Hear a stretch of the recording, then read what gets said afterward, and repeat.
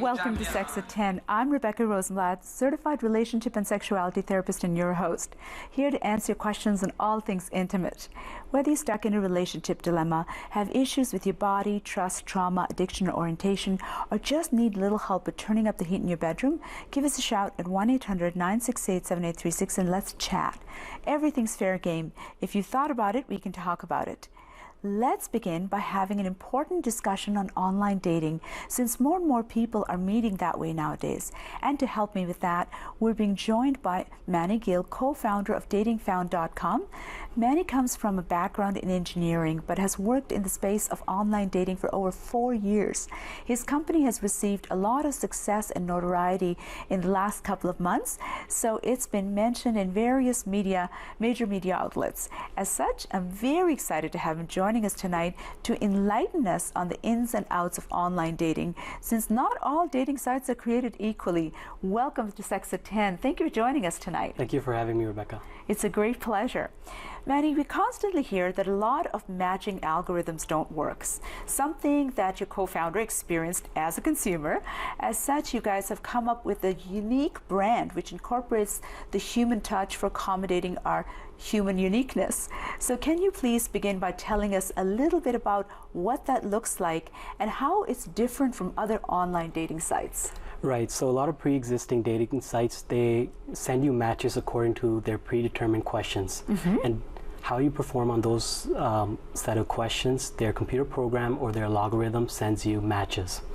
Now, the reason that's bad is because they're giving you generalized matches, and they're not taking into consideration that no two people have the same preferences.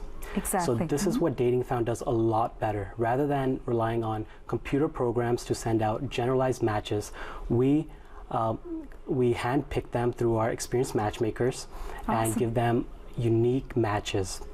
In addition to that, we also take feedback after each match and each date. So that helps us improve our matches for the next time. And then this helps us save a lot of our consumers' time and heartache. That sounds great. So you're very, very hands-on in the whole process, because I have so many people that'll say, you know, I've tried this dating site and that, and it just isn't happening. And some of them will say, I was shocked at the people that they matched me with. So you get rid of that step, so you're not wasting people's time. And I like the feedback angle too. Right. So that also gives you a chance to get to know them a little bit better. Exactly. That's awesome. And what demographic do you cater to? We don't have a specific demographic. Right now we're just in Ontario, and we're looking to expand soon in North America.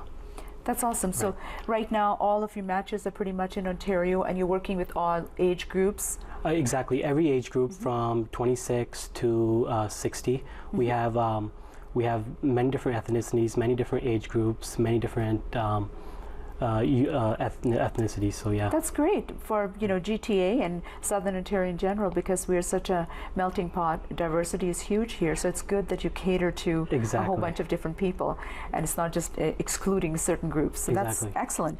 Viewers, if you're stymied by the online dating process, tonight's a great night to call in and get some expert advice. Now, speaking of demographics, a lot of single parents often ask me, what are some of the things that they should be aware of when they begin the process? So can you please speak to that next? Right, so the problem with dating while being a parent is the time that you have available. So time is of the essence. For that reason, you really need to sit down before you even join any dating site. Sit down and decide what you really want in a relationship and what type of person you want. And then after that, before joining any dating site, do some research on that site and see if that dating site can find you that type of person and that type of relationship, because atmosphere is really important. Absolutely. And not every dating site can give you can give you what you're looking for. And it would matter on, it would also depend upon their inventory too. So it's good to kind of know, do they have the kind of people that I'm looking for? Exactly. And do you have any kind of tips? Like, for instance, I know that it's important not to have your kids in the pictures at get-go in case there's any predators and stuff. So do you have anything to add to that, please? The thing with our site is we don't have any search engine. So we protect a person's privacy. Good. So yeah, it's not it's not recommended that you put your children's picture on your dating profile. But if you want to share that information, our dating site, all of our users are authenticated, and then we know what type of users they are. So it's not. So you vet them out to some extent? Yeah, we do, exactly. Going back and forth with safety. them. Exactly. And I think that's where the human touch comes in too, because if a matchmaker is talking to them, then they know that they are who they say they are. Because so many people hide behind images. You don't even know if the person, the gender they say they are, is accurate. So So you don't know if they're real or not. So some of the ways that our matchmakers do this is we use Google Images. We also go back and forward with communication through email, phone. A lot of other scenarios. So you're sort of checking them out, making sure. And the fact that our site is subscription-based filters out a lot of catfishes alone. That's really, really good. A friend of mine had an unpleasant experience where someone pretended to be someone they weren't. So now what she does is, as soon as a person comes to her door, she'll take a picture of their driver's license and she'll text it to her best friend. And if the person says, I have a problem with that, she'll say, then I have a problem with you coming in. Because then at least a friend is aware of who she's with, where do they live, in case anything creepy happens. So this is good that you're including matchmakers and there's layers and layers of testing them out, so women in particular can feel safer. Exactly. For men, their only safety hazard is that the person actually looks the way they looked in their profile. For a woman, it's totally different. You can be, they have a lot more dangerous variables to get through. So it's really important that our site authenticates a lot of the profiles through the fact that it's subscription-based, like I said, and just going back and forth with a matchmaker. That sounds great.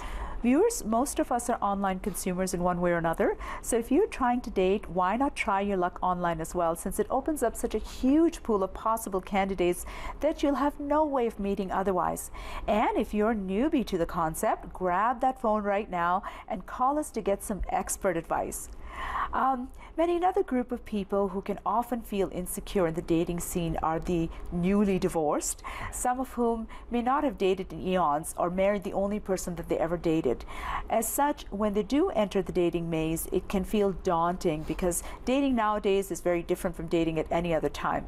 So I'm hoping that you can give them some tips as well as break a few myths and maybe highlight some realities to help them with their consumer smarts. Right, so there's a lot of myths surrounding dating after being separated or divorced. One major myth is that a person is to wait a while before dating again. Contrary to what family and friends might say, studies actually show that there's no predetermined time before a person can date again.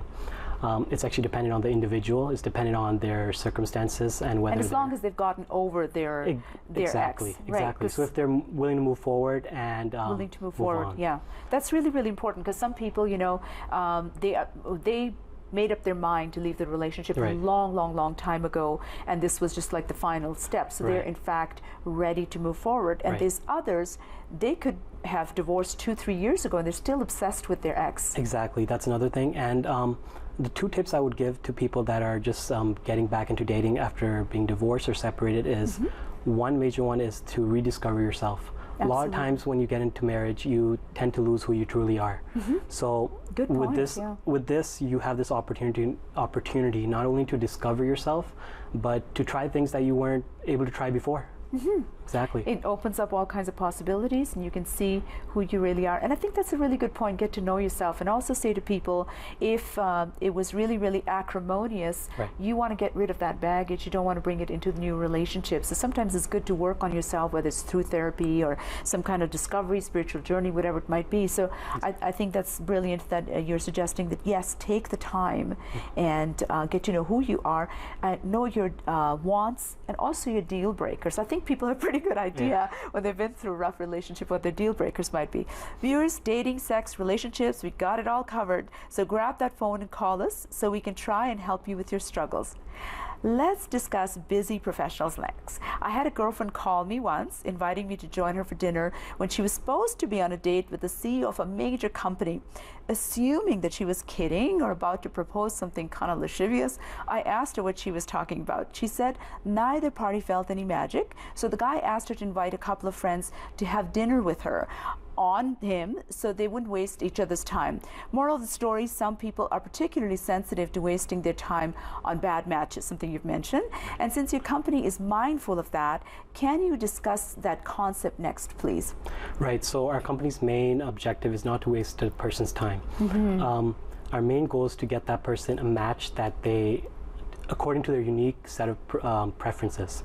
So we do this by, first of all, sending a unique match according with our that our experienced matchmaker sends, and also we go back and forward and get feedback after each match, after each date, and according to that feedback, we improve upon each match. So rather than having a user go on countless dating sites and countless profiles and searching. And saying nothing is working. Exactly. Yeah. Spend that time with quality matches and quality dates. That makes a lot of sense, and I do like, as I said before, the feedback concept, because on the one hand you can see this person saying, no, I don't like this kind of person, but you can also see how the other person is coming across as well. Exactly. And if you're consistently getting feedback that they're coming across very different from what they've indicated, then that's good too. So it kind of protects both parties. Exactly. This is really important. Feedback is, in my opinion, the most important thing. That's why a lot of our customers, 70% of our customers have reported a second date, which is a lot. That's high. Yeah, that's huge. Exactly, which is thankful to our matchmakers and our procedure of improving each match as we go. Because that's a huge percentage, because lots of people, they're really disappointed. So good job. Viewers, if you're too busy to play the game or too shy to be in the game, call us right now to get some direction from the experts. Speaking of expert direction, let's discuss how one can be successful while dating. Because while there are more options nowadays than ever before, the competition is keener as well. So can you give us your smarts in this? So 3 tips I would give to people that are dating is, first and foremost, is on the first date, make sure you dress to impress. Because first of all, dating is a fun process. Yeah. It's not forced. It shouldn't be forced. Secondly, it also shows the person that you're going on a date with that you put in effort and you respect their time. Second tip I would give is not to wait too long for your second date. The reason for this is because a lot of times you lose the magic and that romantic chemistry that you built up on the first date, and it dies out. And you know, studies also show that the longer you wait, if the person hasn't gotten back to you right away, then you start to talk yourself out of it. When it's a friend, then if they haven't called us, we think they're busy, whatever work came up, we know them. But if it's a stranger that doesn't call you back, our mind starts to talk us out of that person. So if they call late, we may have already talked ourselves out of that person. That's great. And another thing is that people get too emotionally invested too early on. And the other person isn't at that emotional level. So my advice would be, before you emotionally invest, make sure that the other person is at that level, and also get to know them a lot better before you do that. Before you start to attach. And I think that's really important to be cognizant of that. But I also say to people, you know, just go, your goal should be to go have fun. Just have fun. Lots of times, and I'm not saying it's just women, but more often women than men, they start to think, is this person the one? And you're just going out on your first date. Go on 10, go on 20, whatever. But just have fun. And if that's your goal, is to have fun, then you can't go wrong. And also, I think when people are shy, one of the things that I suggest, and I want some more help from you on this one as well, when people are really shy, I tell them just ask open-ended questions about them. Everyone loves to talk about themselves. So you're worried, how am I going to come across? What am I going to say? Just ask them. Let them do the talking, and they'll have fun that you were interested in them. So do you have any more tips around that when you're talking, what are some of the ways that people can finesse into that conversation? Because once you get going, it's pretty easy. Exactly. I think the problem is that a lot of users and a lot of online daters, they tend to talk and text a lot more. So when they come to meeting up, it's not the same. The chemistry is not there. It does not match, yeah. Exactly. So I would advise that the first time you go on a date, try not to go on a movie date or a dinner date where you have to sit in front of each other. Try to go on something that's some sort of activity that gets you opened up and more relaxed. And you're having fun, so there isn't as much pressure to speak. And dinner can be daunting. And I say if you must go for dinner, go to a place that's kind of high energy and loud, because when it's very soft and subtle, and sometimes people can be just stumped. They don't know what to say. You get the awkward silent moment. Yeah, and people say stupid things to fill that. Exactly. I have more stuff to ask. We're having so much fun. Can you stick around a little bit into the next segment? Yeah, sure. Okay, so we'll come back to that question and some more questions. We'll be right back. Keep your calls coming, and let's discuss sex, relationships, romance, or whatever else rocks your boat. And keep it locked on Rogers TV, because we have tons more great stuff still ahead, including your calls. So pick up that phone and call so we can connect.